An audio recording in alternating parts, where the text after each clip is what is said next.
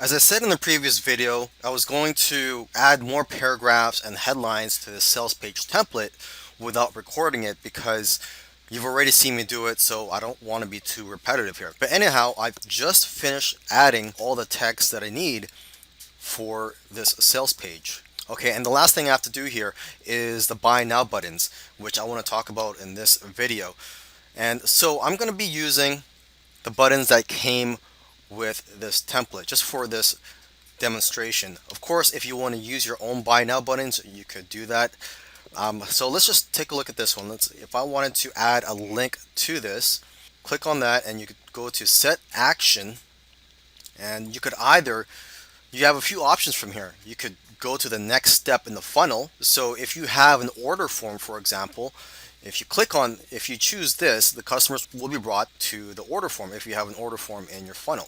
You could also go to a website URL. So if you're using another platform such as Wire Plus or JVZoo, you could enter the URL to the checkout page on those websites.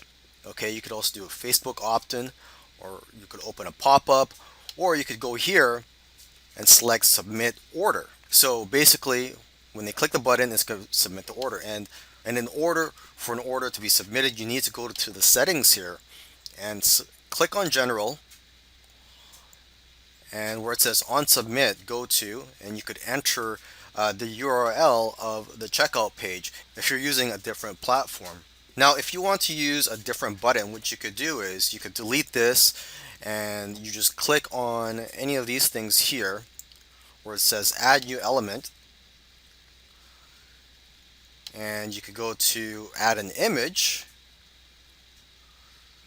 Okay, click on that, and then you would just choose your image from here. You could upload it, and then you would enter the link URL down here. Okay, another alternative is to add new element, and instead of selecting image, you could go to button,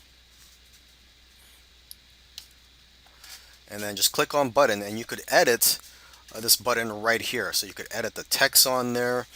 You could set the action. Again, similar to this order button right here. Now let's take a look at the other buy now buttons. This would be the same thing.